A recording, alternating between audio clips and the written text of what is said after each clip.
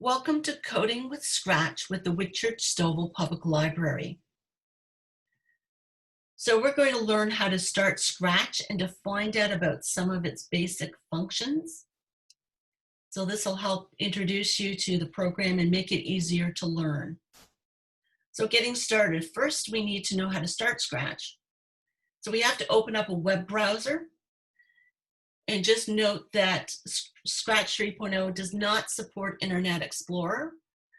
So use whatever program you want except for Internet Explorer. So if you've got Google Chrome, which is what I'm using, or Safari or Firefox or anything like that, you can use those.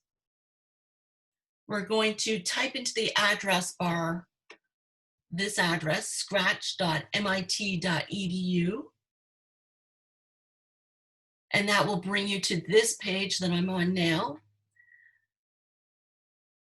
In the upper right-hand corner, you'll see that there's Join Scratch and Sign In. You don't have to join Scratch to code, but you'll need to join and sign in if you want to save the projects you create. And of course, we want to do that, so we're going to want to join. So if you click on Join, they're going to ask you to create a username. As they state, don't use your real name. Come up with something creative. Write it down so you don't forget it. And then create a password. And then type the password again to make sure that it's correct. And write that down so that you don't forget it. I've already done one, so I'm going to put mine in here. My username I've chosen as Librarian Annie.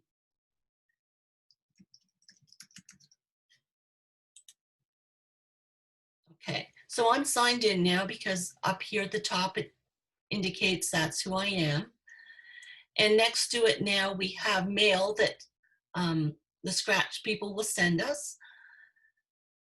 And there's also an area for things once we've created them. It's a little file folder, we keep them there. Okay, so we're signed in. So you now notice in the upper left-hand corner, there's a Scratch logo. And right next to that Scratch logo is a Create label.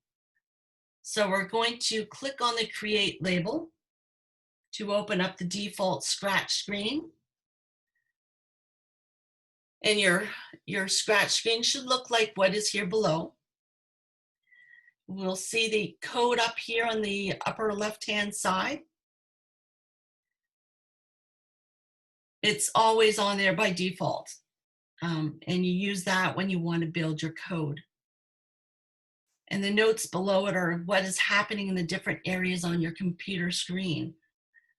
So for instance, this is the command group aisle right here. We've got motion, looks, sound, events, control, sensing, operators, variables, and my blocks.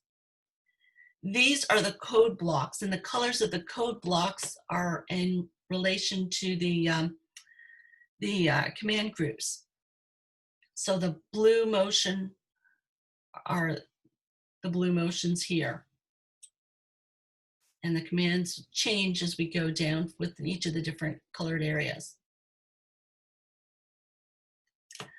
This area in the middle is the coding area. So you can grab, drag, and drop and just return it to the other side if you change your mind and don't want it. This little guy over here is a sprite. All objects that perform actions in Scratch are called sprites. And every Scratch program uses at least one. So each sprite has its own set of commands. So I've clicked on the sprite.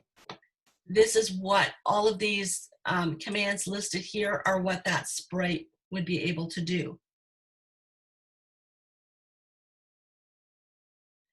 And next to the sprite, this area here is the where the sprites are shown. So there's a whole variety of sprites, and you can have more than one type, and they'll all be listed there.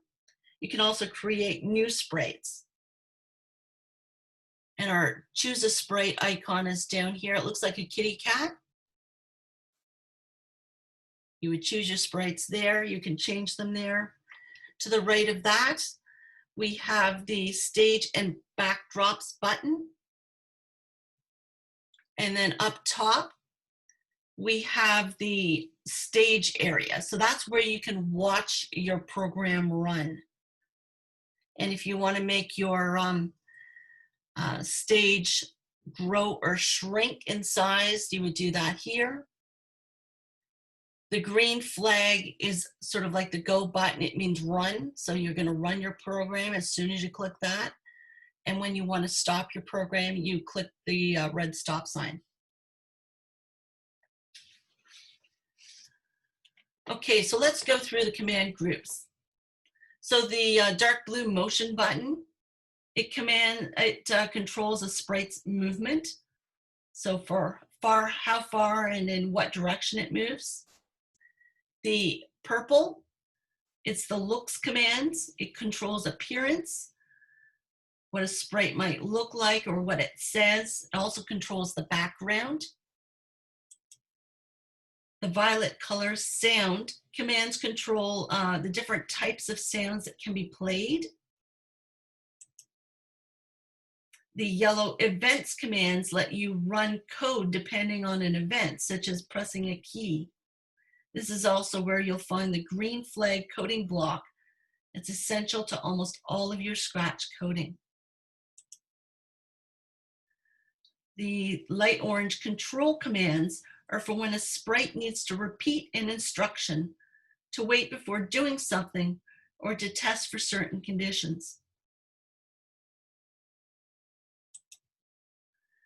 The light blue sensing commands detect whether a sprite is touching certain things, such as a mouse pointer, an edge, or another sprite. The light green operators commands include comparing things in various math and text commands. The dark orange variables commands are for creating and using variables or lists.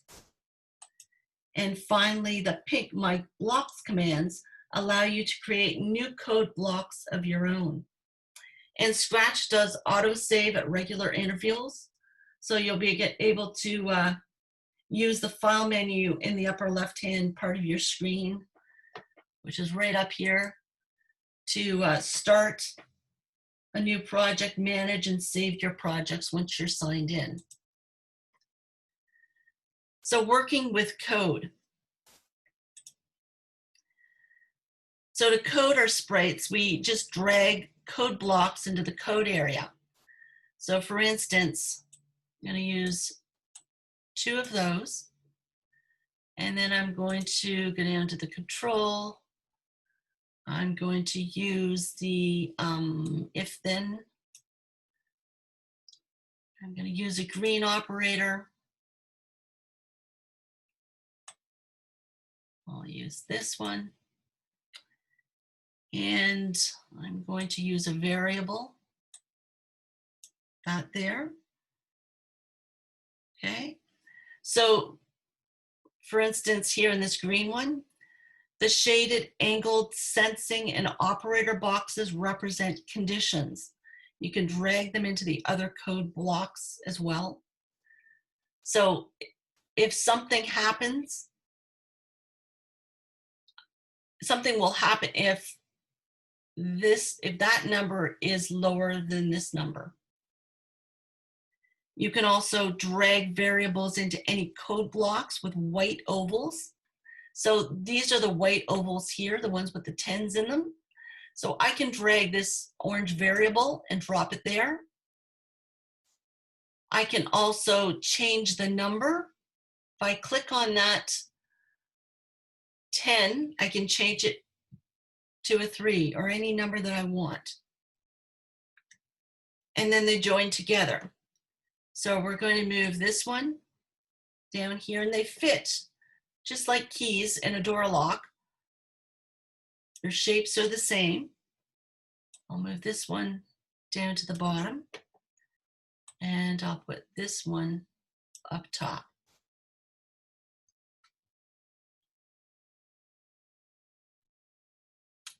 Extensions. So there's a variety of extensions that allow us to use additional code blocks, such as playing musical instruments, translating text into many languages, and drawing with your sprites. So right over here, this blue block, this is the extension icon. It's below the command groups. So if I click on that, there's a music extension. There's a pen extension. You can draw with your sprites. And it just goes on with a whole bunch of different extensions. And you can use those as well. And click back to get back to your program.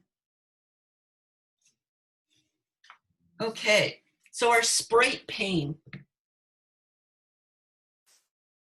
The Sprite Pane is where you're going to find all of your sprites. So here it is down here again. The basic information here includes name, position, size, and direction. And you can create new sprites using a costume from the library, a costume that you draw, a random, any sort of costume, or one that you upload. So this highlighted sprite is the only one that's in use. If it's highlighted, that's the one you're using. There could be another one here, but as long as this is highlighted, this is the sprite that you're using. If we click here, we can choose a new sprite from the costumes library. We can paint. So a variety of sprites. Let's use, let's just use the batter.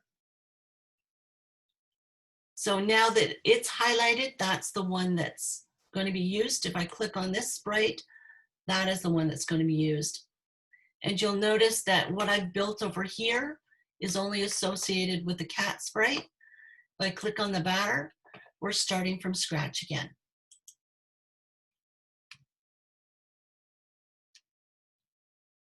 And if I click on the paintbrush,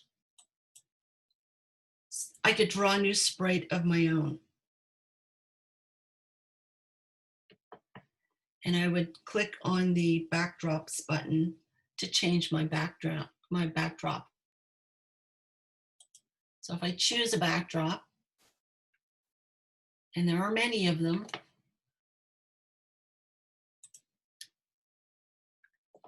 okay, so there's my batter.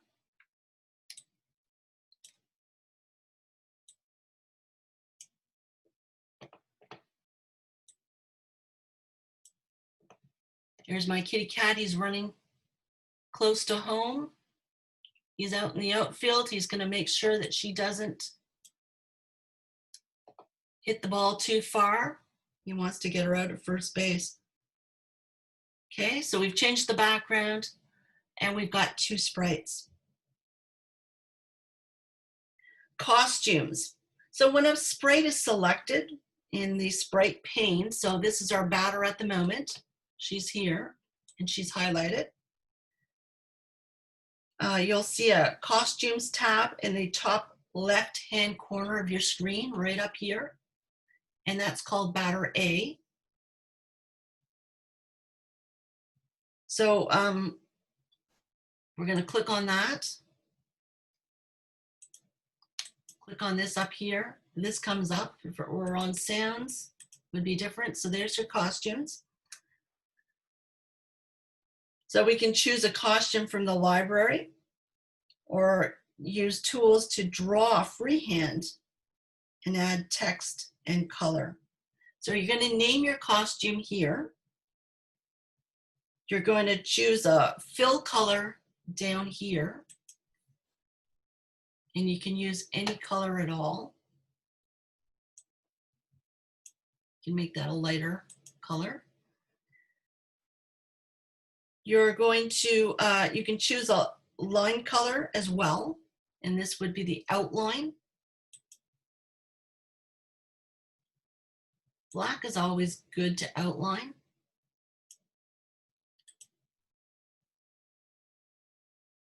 And then along the sides here, we have the select button. We have the reshape button. We have the brush. We have our eraser. We have our fill button, our text button if we wanted to add text, our line button, our circle button, and our rectangle button, even though that does look like a square. Okay, and down here is choose a costume from the library. So our backdrops. So when the stage button is clicked,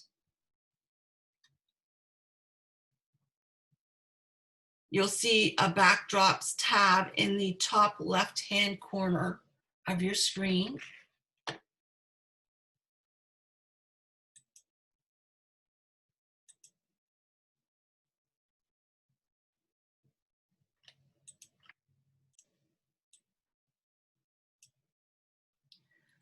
When the stage button is clicked, it's over on the right-hand side, sort of in the middle at the edge. When that's clicked, the backdrops tab in the top left-hand corner of your screen will be there, right here. And you click on this to access the drawing area, which is down in the middle of the screen. And that's where you can change your background. So you can name your background here.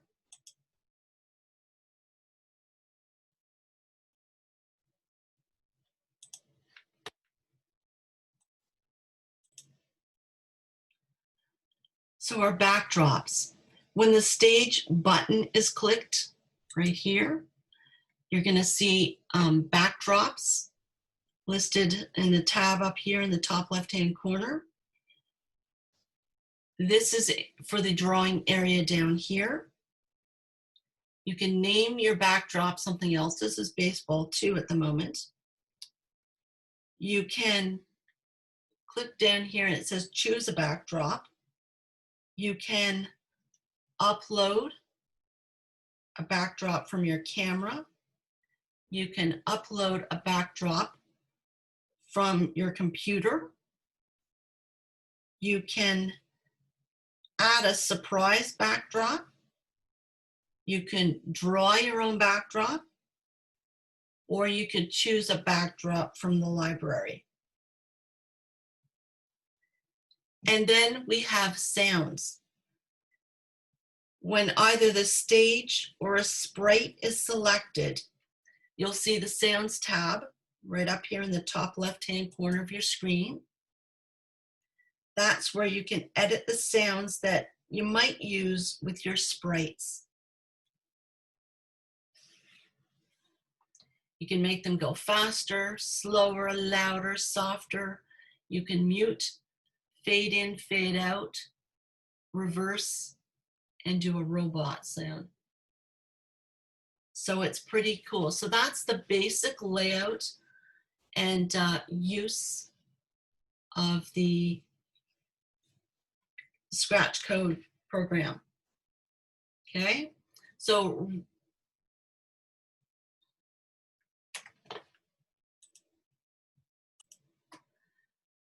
listen to this through the introduction that we've just gone through several times to make sure you understand how things work.